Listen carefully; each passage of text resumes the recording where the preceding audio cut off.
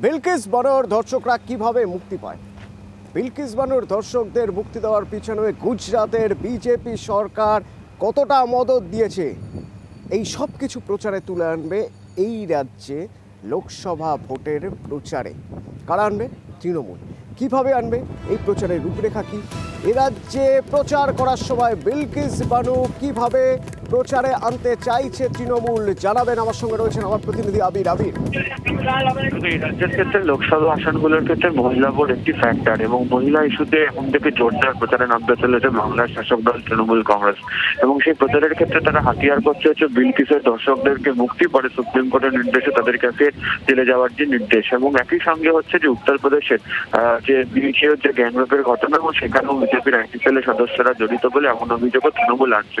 এই দুই ইস্যুকে সামনে রেখে লোকের বাড়ি বাড়ি গিয়ে তারা প্রচার করার সিদ্ধান্ত নিয়েছে। এছাড়া কলকাতা সহ বেশ কতগুলো বড় শহরে এ নিয়ে তারা প্রতিবাদ মিছিল এবং তারা সভাও করতে চলেছে। তৃণমূলের বক্তব্য হচ্ছে লোকের বাড়ি বাড়ি গিয়ে নারী বিদ্বেষ এই অংশটাকে তারা বোঝাতে চাইছেন, এবং একই সঙ্গে এই রাজ্যে কি কাজ করা হয়েছে মহিলাদের জন্য সেই সংক্রান্ত নিয়ে তারা প্রচার করেন। ফলে সব মিলিয়ে মহিলা ভোটকে সামনে রেখে প্রচারের ক্ষেত্রে বিলকিস ইস্যুকে সামনে রাখতে চলেছে হচ্ছে তৃণমূল। চন্দ্রিমা ভট্টাচার্য রাজ্যের গুরুত্বপূর্ণ মন্ত্রী কি বলছেন এ প্রসঙ্গে, প্রচার কিভাবে হবে শুনুন।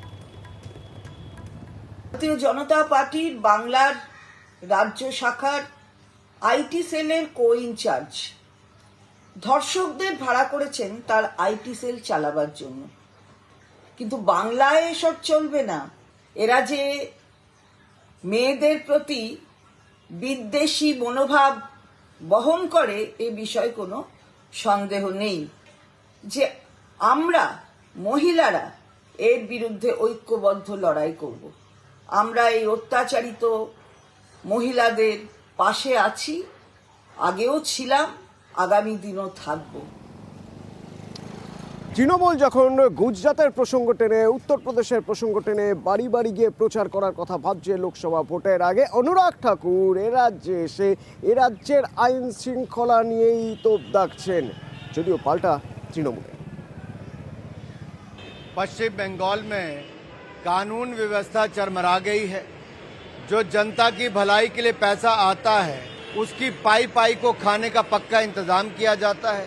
अगर भ्रष्टाचारियों के खिलाफ कार्रवाई की जाए तो ईडी की टीम पर भी पथराव, मारपीट, सिर फोड़ने का काम होता है। भ्रष्टाचारियों को संरक्षण देने का काम, शेल्टर देने का काम पश्चिम बंगाल की सरकार क्यों करती है?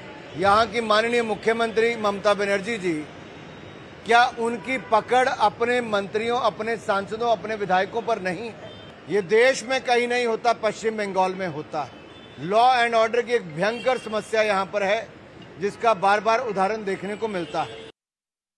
কেন্দ্রীয় মন্ত্রী আজকে অনুরাগ ঠাকুর বলছেন যে বাংলায় কোনো আইন শৃঙ্খলা নেই। ভাবুন, তিনি দিল্লিতে মন্ত্রী হিসেবে তিনি দিল্লিতে প্রচারের সময় বলেছিলেন গোলি মারো ড্যাশ ড্যাশ ড্যাশ দেশ কে গদ্দারো কো। আপনি ঘৃণার বক্তব্য রাখেন, আপনি যে বক্তব্য রাখেন তার জন্য তো জেলে থাকা উচিত, আর আপনি আইন শৃঙ্খলা নিয়ে প্রশ্ন করছেন।